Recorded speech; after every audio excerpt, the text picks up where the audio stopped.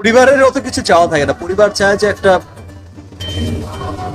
মানে গোছানো, মানে একটা সুন্দর পরিবার বলতে যা বোঝায় যে বাবা মা ভাই বোন তাদের একটা ব্যাপার তো আছে, একটা যৌথ, বাট তার নিজের একটা কিছু ফ্যামিলি সেটেল। কন্যা সন্তান আগমনের মধ্য দিয়ে আমাদের সংসারটা পরিপূর্ণতা পেল।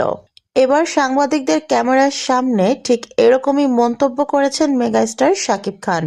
কিছুক্ষণ আগে একটি প্রেস মিটে উপস্থিত ছিলেন তিনি, আর সেখানেই শাকিব খানকে প্রশ্ন করা হয় শবনম ইয়াসমিন বুবলি দ্বিতীয়বার কন্যা সন্তানের মা হয়েছে, আর সেই সন্তানের বাবা হচ্ছেন আপনি।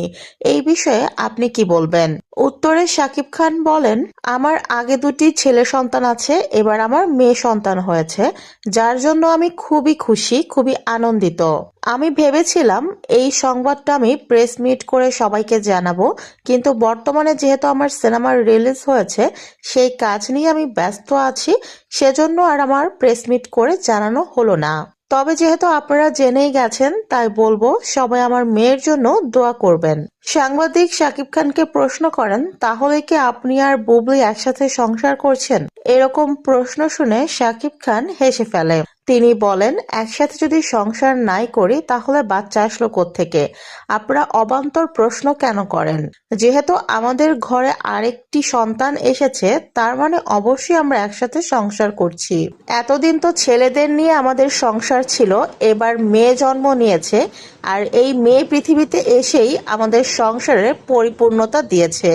আসলে আমার পরিবার বরাবরই চাইতো আমি যেন সুন্দরভাবে পারিবারিকভাবে সেটেল করি। এবার আমি সেটাই করেছি। আসলে পরিবারের চাওয়া তো খুব বেশি কিছু থাকে না। ছেলে হয়েছে, মেয়ে হয়েছে, এবার আমি পুরোপুরি সাংসারিক জীবনযাপন পালন করব। নিজেকে অনেক বেশি গুছিয়ে নিয়েছি, যেটা আপনারা নিজেরাও দেখছেন।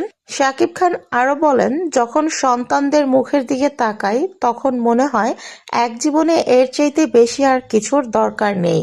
আল্লাহ আমাকে 3টা সন্তান দিয়েছে, এদের জন্যই বাকিটা জীবন খুব ভালোভাবে বাঁচতে চাই সবাইকে নিয়ে।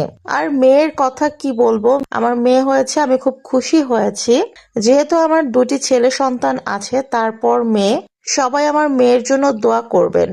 তো ভিউয়ার্স, শাকিব খানের তার মেয়েকে নিয়ে এরকম মন্তব্য শুনে আপনাদের বক্তব্য কি? কমেন্ট করুন।